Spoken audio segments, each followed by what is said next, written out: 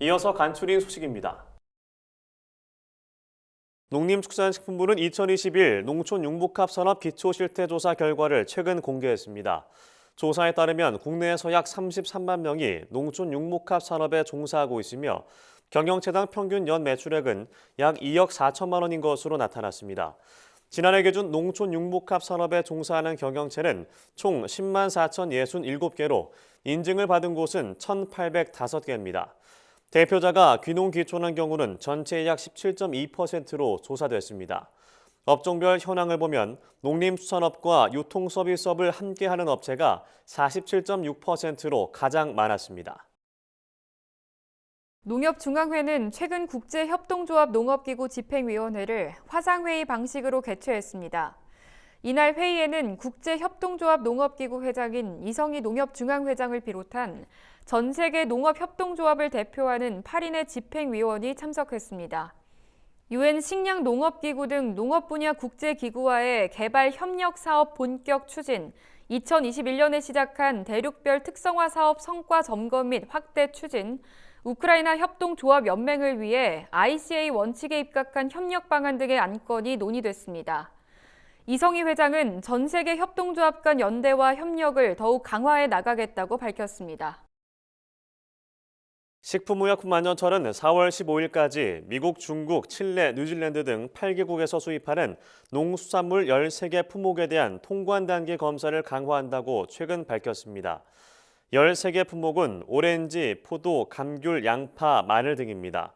식약처는 최근 3년간 연간 수입량의 40% 이상이 3월에서 5월 봄철에 들어오는 품목 위주로 검사 강화 대상 품목을 선정했다고 설명했습니다. 검사 항목은 잔류농약, 중금속, 잔류동물용 의약품 등으로 검사에서 부적합으로 판정된 제품은 통관을 차단하고 반송하거나 폐기하게 됩니다.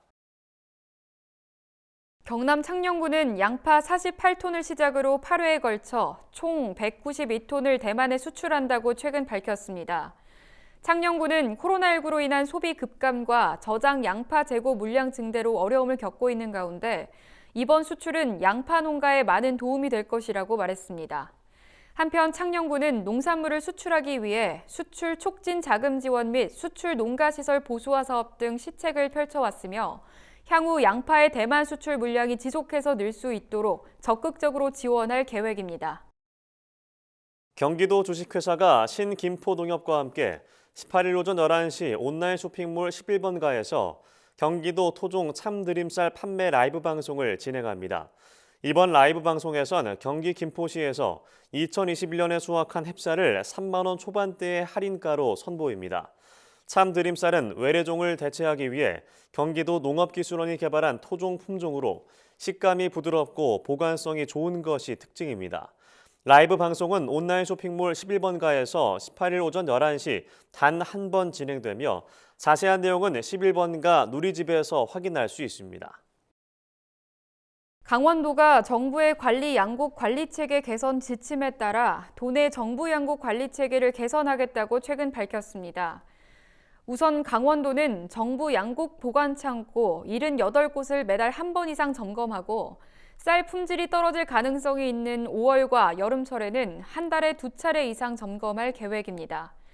아울러 도정한 쌀은 저온 보관을 의무화하고 관리 부실이 발견된 창고에 대한 제재도 강화합니다.